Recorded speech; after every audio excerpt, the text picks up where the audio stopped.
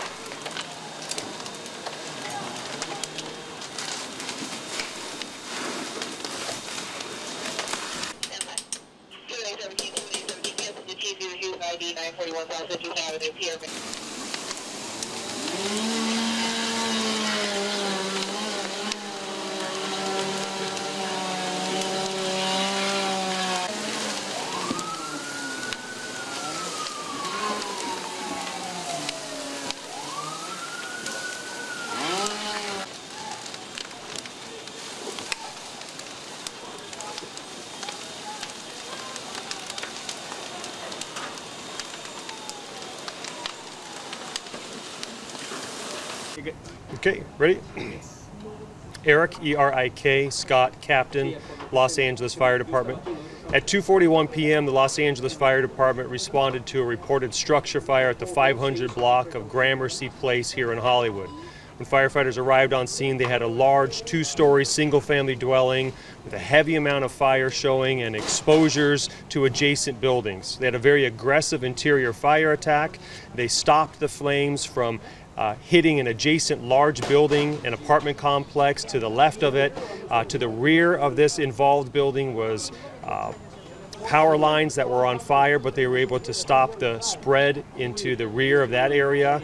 And fortunately, 84 firefighters were able to fully control the flames and extinguish them in just over a half an hour, and no one was injured. So when firefighters arrived on scene, they had a very large two-story home that was boarded up, appeared to be vacant, but a large amount of fire was blowing out of that home and exposing a very large apartment complex to the left of it. It was catching power lines on fire to the rear, and also on the right-hand side, a garage was well involved in flames. So firefighters made a very aggressive interior fire attack. They found the seat of those flames. They were able to extinguish them. They performed vertical ventilation with their chainsaws on the roof to release all those superheated gases. And a total of 84 firefighters were able to fully extinguish the flames in just 36 minutes, and no one was injured. Let me go do a hot lap, find out what other challenges they have. Okay. Well, firefighters overcame multiple challenges when they arrived on scene. That large two-story home was well involved in flames. It was also boarded up with plywood that was screwed in over the windows, so there was a forcible entry challenge that takes time to gain access for firefighters with their hose line to get into that inferno, to find the seat of the flames and to fully extinguish it. Simultaneously, additional firefighters were on the roof. They performed a vertical ventilation by cutting holes with their chainsaw to release all those superheated gases. But it was a well-entrenched fire to the extent that a partial of that roof actually collapsed, and the firefighters performed an emergency traffic over their radio. They safely backed up to their ladders, and no one was injured. They also kept the flames away from a very large four-story apartment complex that was butted up right next to this well-involved home. So they protected that exposure, and they also stopped the flames of spreading to the rear of that home. They did catch power lines on fire due to the extensive radiant heat, but they were able to stop those flames from going any further. And then to the right, there was a shed that was well involved on flames. But again, fortunately, this fire was vacant at the time of our arrival, and firefighters did an outstanding job. Over 80 of them were able to fully extinguish the flames in just over a half an hour, and no one was injured. Any evacuations for the other building adjacent? No. Can you give me your first and last name? Can you spell it, please? Emily Miller, Miller. And walk me through what you saw and how did you notice it? We just saw the smoke coming up, so we came over to see what it was, and it was on fire. And we heard all the sirens, so we got to like watch the whole thing. But apparently it was abandoned, so luckily no one got hurt.